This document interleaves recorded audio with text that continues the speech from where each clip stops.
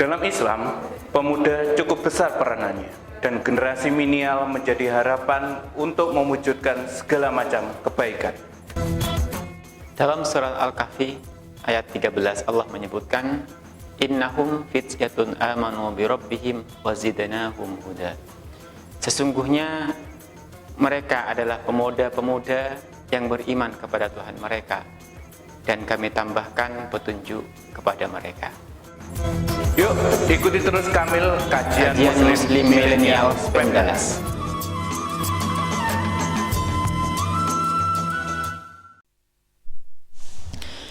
Bismillahirrahmanirrahim. Alhamdulillahirabbil alamin.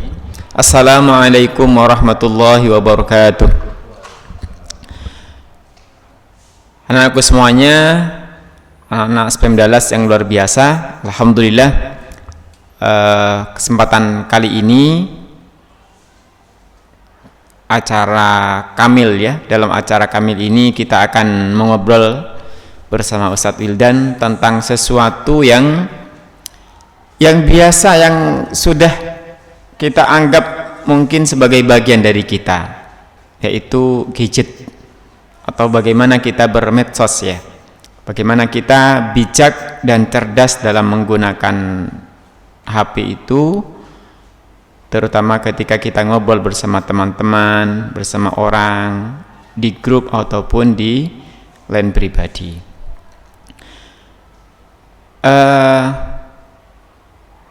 Saya ingat satu hadis yang pernah disampaikan oleh Rasulullah, al-muslimu man salimal muslimuna min lisanihi wa yadihi. Orang Islam itu adalah orang yang orang muslim lainnya di sekitar kita itu merasa selamat dari lisan kita dan juga dari tangan kita. Artinya kita bisa menjaga lisan kita dan lisan dan tangan kita agar tidak sampai menyakiti ataupun mungkin menyinggung orang lain. Nah, sekarang ini di zaman medsos ini, sebagai lisan kita itu kan adalah medsos itu sendiri. Kita berkata-kata, menyampaikan sesuatu itu melalui tulisan-tulisan yang kita upload mungkin di media sosial ataupun mungkin di video-video yang kita upload di internet itu. Nah, kali ini insyaallah kita akan mengobrol, kita akan belajar banyak insyaallah dalam waktu yang singkat ini insyaallah bersama Ustadz Wildan, bagaimana sih seharusnya kita menyikapi diri kita tepatnya dalam menggunakan gadget ataupun dalam berjejaring sosial itu. Ustadz Wildan, monggo. Mungkin bisa menyapa anak-anak sebentar ini. Siap, terima kasih Ustadz Hasan.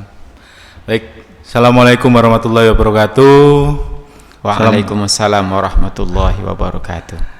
Alhamdulillah, terima kasih Ustadz Hasan. Di sini sebuah kehormatan bagi saya bisa hadir di kesempatan Kamil ini Ustadz ya. Kamil kajian muslim milenial ya. Kajian Muslim Milenial Pemdalas luar biasa sekali ini.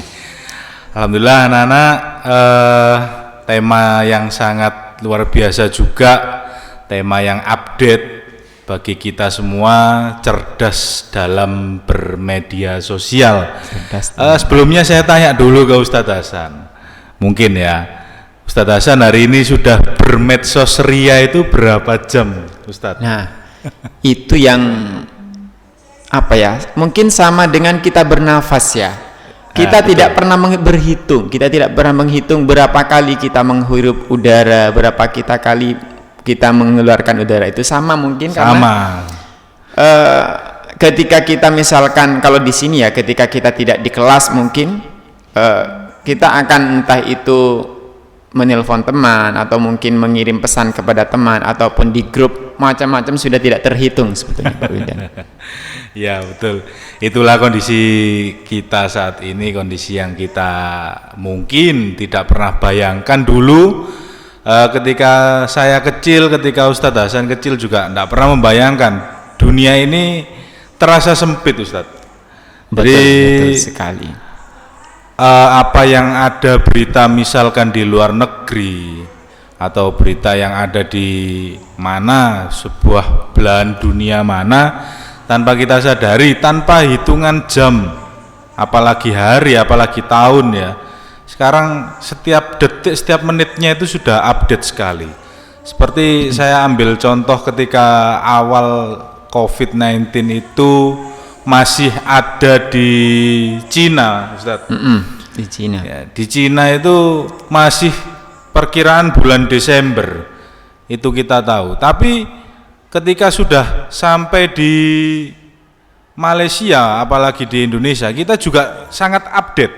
Tiba-tiba kita sudah tahu itu, oh COVID ini sudah masuk Indonesia, tanpa ada hitungan hari, apalagi tahun ya, itu sudah masuk ke Indonesia. Dan itu benar-benar suatu kecanggihan yang bernama handphone ya. Handphone pada era sekarang, apalagi ada fitur yang namanya sosial media. Nah, mungkin sosial media kalau saya boleh sebut merek ya, sangat banyak. Banyak sekali. Sangat banyak sekali.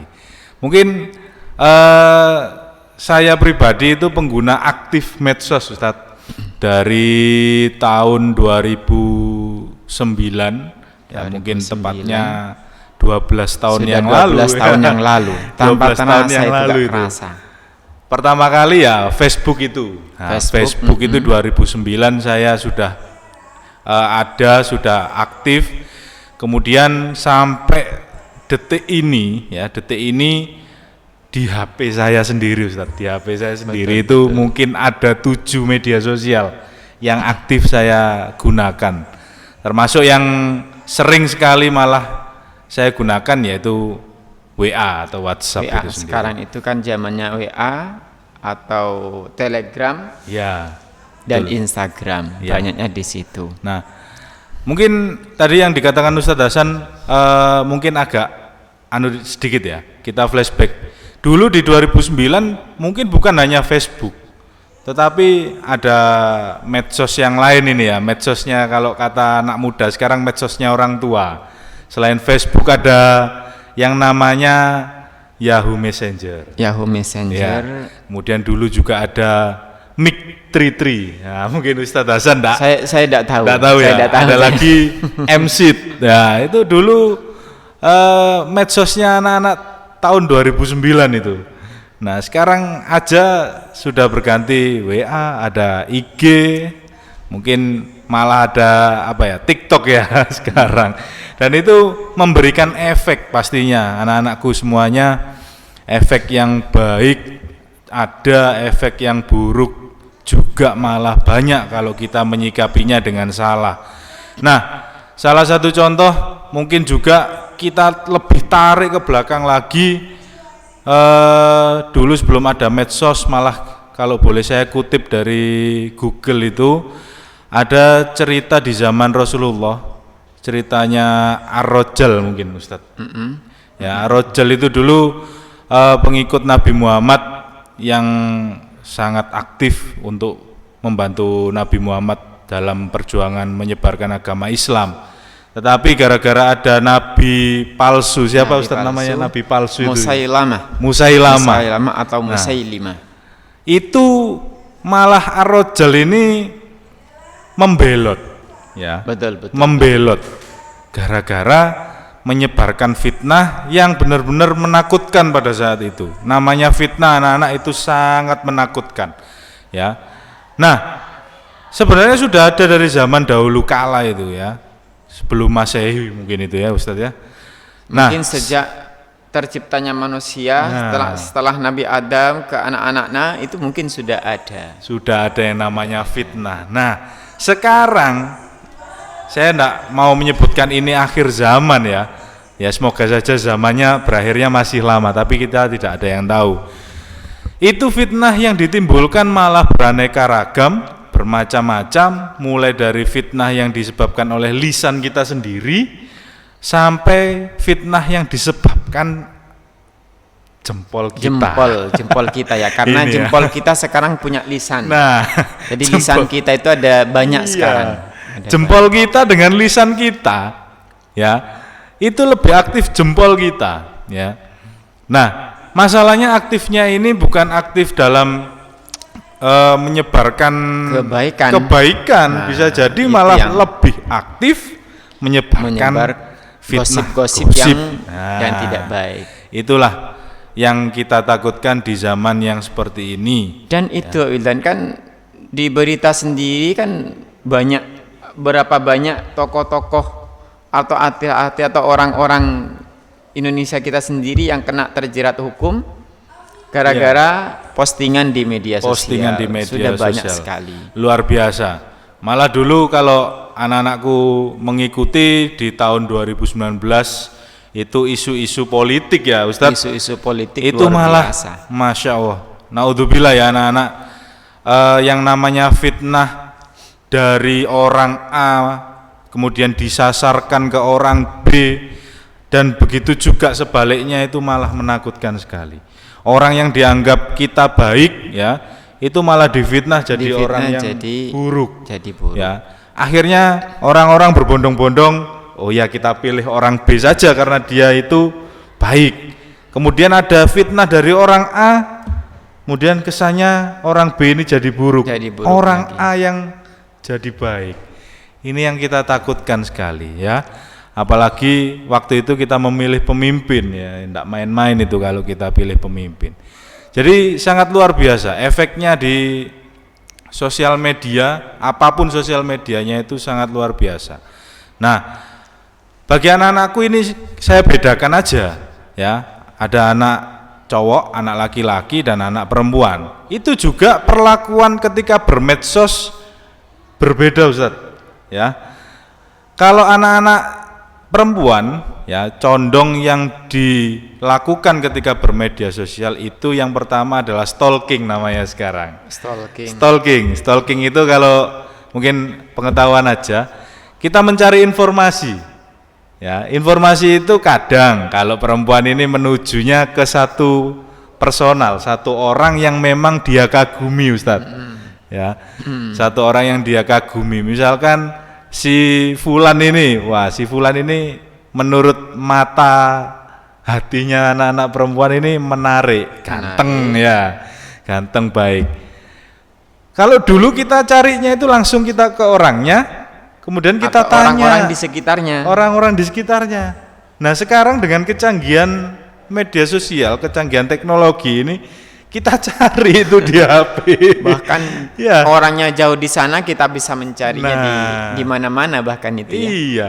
Ini tapi efeknya ini sepertinya efek yang positif. Salah satu efek positif, orang yang jauh itu malah menjadi dekat karena adanya medsos. Tetapi Ustadz, yang ditakutkan yang kedua adalah dampak negatifnya.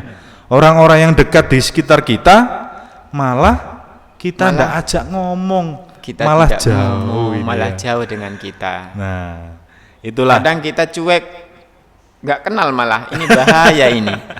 Iya.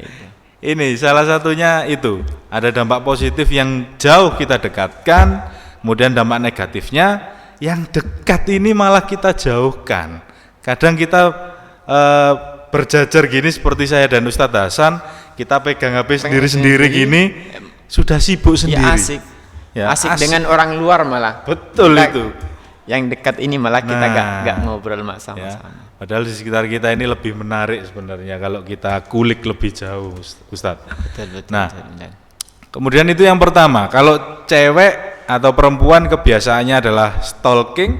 Nah, yang cowok ini kalau saya melihat ya, lebih seringnya anak-anak ini upload apapun di media sosial itu tentang apa yang dia banggakan. Nah, masalahnya kalau prestasi itu enggak apa-apa ya Ustadz ya. Bagus malah. Bagus mungkin malah. Bisa memotivasi atau menginspirasi orang lain ya. Mungkin. Nah, kalau prestasi itu saya acungi 2 jempol lah, malah banyak jempol lah ya. Nah, masalahnya yang ada di sekitar kita, anak-anakku semua, ya khususnya yang melakukan ini ya, khusus cowok, malah yang diupload di media sosial itu yang dia banggakan tapi yang kejelekannya. Yang kejelekan, yang negatif-negatif. Ya. Ini yang negatif. Saya ambil contoh aja, mohon maaf ini ya. Enak-enak ada sekarang ada yang merokok diupload. Itu apa itu ya? Kalau anak-anak seusia kalian, seusia SMP ini sangat tidak pantas ini. Dan saya menemukan itu di media sosial. Dan dengan bangganya dia mengatakan dengan mentionnya inilah surga dunia. Lah itu apa ini ya? Ini yang tidak pantas gitu loh. Kalau di media sosial semua orang lihat, tetapi ternyata yang ditampilkan ke semua orang itu bukanlah prestasi, bukanlah sebuah kebanggaan yang harusnya positif, malah yang negatif yang ditampilkan. Itu yang pertama. Itu sangat berbahaya, Ustaz Wildan. Betul sekali Ustaz Hasan. Jadi dengan adanya tema ini, cerdas bermedia sosial, itu harus kita bedakan anak-anak, mana yang baik, mana yang buruk, mana yang harusnya diposting dan mana yang harusnya dilihat. Ya. Karena itu pun tetap berlaku, ketika kita melakukan sesuatu dan ada orang yang ikut melakukan itu gara-gara postingan kita, maka kita akan dapat, kalau itu baik kita akan dapat pahalanya juga. Ya, betul. Tapi kalau sebaliknya itu sesuatu yang tidak baik, maka kita juga pun akan dapat dosanya juga tanpa ikut melakukan. Nah, itu kan bahaya itu. Ya, betul sekali anak-anak. Bahaya. Nah, juga dengan yang perempuan juga. Saya takutnya anak-anakku kalau tidak diedukasi ketika bermedia sosial, kami takut sebagai ustadz dan ustadzah kalian, ada cerita seperti ini Ustadz. Ada siswa, ya dia kalau di sekolahan itu berkerudung rapi, muslimah sekali. Kemudian karena efek dari media sosial yang buruk, kemudian dia upload fotonya, upload videonya tanpa memakai kerudung, tanpa memakai busana muslimah yang syar'i. Nah, kemudian dia, misalkan dia, semoga enggak ya, dia meninggal Ustadz. Ya, dia meninggal. Yang dia tinggalkan di media sosialnya itu pastinya hal yang buruk. Nah, itu yang jangan sampai terjadi ya. Anak-anakku ataupun mungkin ada keluarga yang gitu.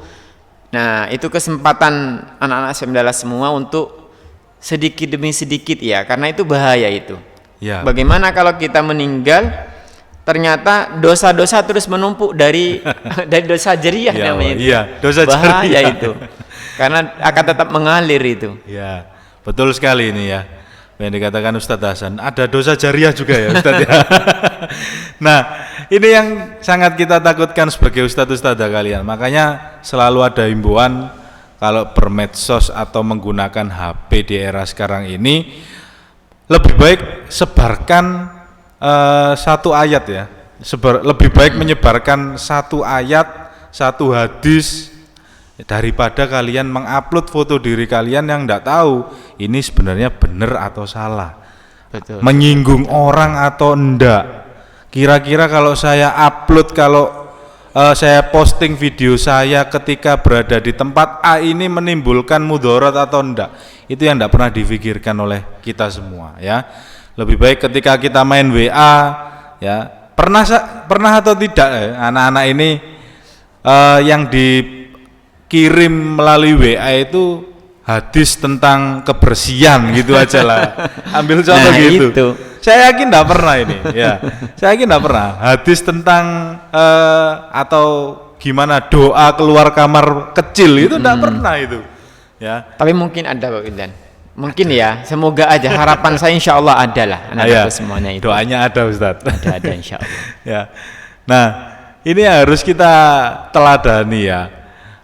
Paling enggak satu hari itu katakan kalian menyebarkan doa apa yang bisa dibaca, kemudian diterapkan oleh teman-teman kalian, yang bisa dipraktekkan ketika berada di kehidupan sehari-hari. Bukan malah apa yang kita anggap itu bagus ya, kemudian ternyata oleh orang lain ini malah dianggap sebagai keburukan. Ya, ini yang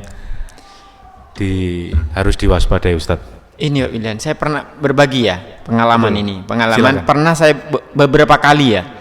Beberapa kali itu mendapat kiriman tadi grup atau yang sering di grup ya. Iya. ada orang ngirim cerita atau kisah-kisah yang kita kisah-kisah orang, entah itu kepahlawanan orang muslim dan sebagainya. Seringkali membaca itu meskipun sebetulnya sudah tahu cerita itu, tetapi entah kenapa membaca lagi cerita itu, dibaca tanpa terasa itu merasa alhamdulillah, betapa bersyukurnya, dan apa namanya, kita kadang mengucapkan alhamdulillah, mengucapkan istighfar dengan cerita itu. Nah, itu kan orang yang mengirimkan itu juga dapat pahala. Iya. Nah, kalau kita seperti itu, kita gak tahu. Entah ada orang yang terinspirasi dengan itu, kita gak tahu. Tapi kita sebar aja kebaikan itu kan gitu. Karena bisa jadi ya seperti saya tadi. Nah, ketika saya mengatakan ingat kepada Allah dengan perantaraan membaca cerita tadi, meskipun sebetulnya saya sudah tahu cerita itu, tapi kan itu pahala, dan orang itu juga dapat pahala pastinya dapat pahala. Nah, itu perlu ditiru. Nah, daripada mengirim sesuatu kadang kata-kata yang nggak jelas, nggak karuan, kata-kata kotor, jangan sampai, sampai bahaya. Jangan sampai seperti itu anak-anak. Jadi hindarilah. Paling tidak kita bisa membedakan mana yang paling tidak membuat orang itu kalau ketika membaca, melihat video kita itu ada hal yang bisa dia yang bisa diambil pelajaran, atau orang ingat, iya ya, kok aku tidak tersadar dengan ini ya. Kan kadang gitu kita kadang. Itu yang jarang kita terapkan ketika kita bermedsos ya. Jadi paling enggak gini aja lah, meminimalisir konflik yang ada. Nah, apa yang kita posting itu kalau enggak bisa memberikan kebaikan ya, atau tidak bisa menyebabkan orang itu bersyukur dengan apa yang kalian posting, itu paling enggak kalian kurangi untuk memberikan konflik dalam postingan kalian ya, paling enggak itu aja. Nah, kalau misalkan kita berikan sebuah cerita kemudian menyebabkan itu menjadi ada yang pro, ada yang kontra, tapi sekarang lebih banyak yang kontra Ustadz ya. Nah, itu kan konflik, jadinya konflik itu yang harus kita hindari, harus kita minimalisir dalam kehidupan kita bermedia sosial. Nah, terus kadang ini Pak Widan, apa yang kedua, itu kan kita memposting ya, kan kadang ada postingan entah menyangkut seseorang, misalkan seseorang. Nah, itu juga hati-hati. Postingan seseorang itu menyangkut si A ini kena masalah apa-apa. Nah, ya, kadang kita ikut menyaut, iya katanya gini-gini. Nah, itu bahaya ya. Kalau kita memang betul-betul gak tahu, jangan menambahkan api itu api loh ya, fitnah itu api yang akan membakar kita nanti di neraka. Hati-hati. Betul. Mending kita diam, meskipun kita tahu kalau itu jelek, ya sudah, biarkan aja. Hati-hati ya. Iya. Ya, pokoknya itu. Jadi mulai dari zaman saya bermedsos di awal kali Facebook sampai hari ini muncul adanya TikTok dan lain sebagainya, yang paling ditakutkan itu ya fitnahnya itu. Betul. Atau berita-berita yang menyebabkan konflik, atau berita-berita yang sekiranya menyebabkan kita menjadi tidak suka sama orang itu ya. Jadi itu yang harus kita minimalisir di era sekarang, era yang luar biasa ini. Apa yang ada di kejauhan, kita sekarang bisa melihatnya, kita bisa mengetahuinya hanya dari genggaman tangan kita, Ustaz. Betul. Tetapi jangan sampai anak-anak ketika ada teman kalian di samping kalian, kemudian ada ayah, ada ibu kalian di samping kalian, kemudian kalian asik dengan sendiri, HP-nya ini loh, ya, HP-nya ini loh yang kadang ketawa-ketawa sendiri. Iya, kadang ketawa-ketawa sendiri, kadang, ya Allah, ini yang saya takut. Oh ya, mungkin ini juga bagi pengetahuan kita aja, Ustadz. Ada survei, bukan survei ya, penelitian dari mana dulu ya, saya lupa, mungkin nanti bisa dicari kalian di Google. HP yang kalian pegang, HP yang kita pegang, bukan hanya HP saya, HP-nya Ustadz Hasan ini. Ternyata Ustadz, itu lebih kotor dari, mohon maaf, toilet umum yang ada di terminal. Nah, ini yang jarang kita ketahui loh Ustadz. Betul, Mungkin nanti anak-anak atau ustadz-ustadzah bisa ngecek aja, cari aja. Ternyata HP ya, handphone kita ini ternyata lebih kotor, dalam artian virusnya lebih banyak. Virus dan kuman-kumannya. Virus dan kuman itu. Karena memang nggak pernah dimandiin. Iya. Memang nggak pernah dimandiin. Harus kita bersihkan juga ini. Bukan kontennya saja tetapi luarnya. Ya, jadi hati-hati dengan HP kita sendiri baik luar maupun dalam. Mungkin itu Ustaz Hasan. Mungkin ini terakhir ya, mungkin anakku semuanya, jadi bijaklah dengan apa yang kita miliki, dengan semua nikmat yang Allah titipkan kepada kita. Kita harus melakukan itu dengan bijak, dan semua itu akan ada catatannya. Ketika kita memposting di sosial internet misalkan, itu akan tercatat di dunia sekarang. Nah, itu di dunia tercatat, akan dibaca mungkin, atau mungkin akan dilihat oleh orang tua kita, oleh keluarga kita, bahkan mungkin oleh anak-anak kita nantinya.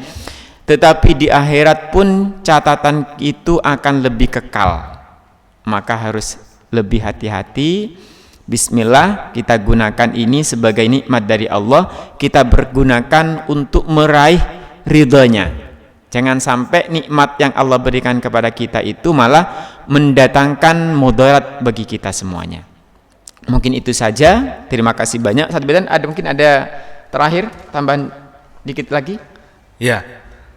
Mungkin jadi anak-anak, pesan saya, meskipun apapun sosmednya, yang paling penting tetaplah menjalankan apa yang diperintahkan oleh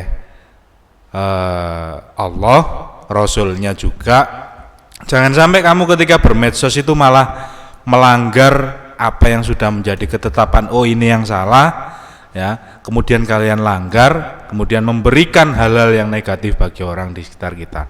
Seperti yang Ustaz Hasan sampaikan tadi, jangan sampai kalian ketika nanti meninggal itu memberikan dosa jariah yang menyebabkan hati orang lain yang dulunya melihat postingan kita semasa hidup kemudian mangkel, kemudian sakit hati. Nah, itu jangan sampai itu kalian lakukan ketika bermedsos sekarang ini. Mungkin itu Ustaz Hasan. Oke, terima kasih banyak. Itu saja anakku semuanya. Semoga akan memberikan kemanfaatan buat kita semua, buat kami yang ada di sini, dan buat anak-anakku semuanya. Kita saling menjaga insyaallah. Semoga semuanya dalam lindungan Allah. Bi'aunillah. Kita tutup Ustaz Ibn ya. Nun wal qalami wa ma yasturun. Kita akhiri. Assalamualaikum warahmatullahi wabarakatuh. Sampai jumpa di insyaallah di pertemuan yang berikutnya.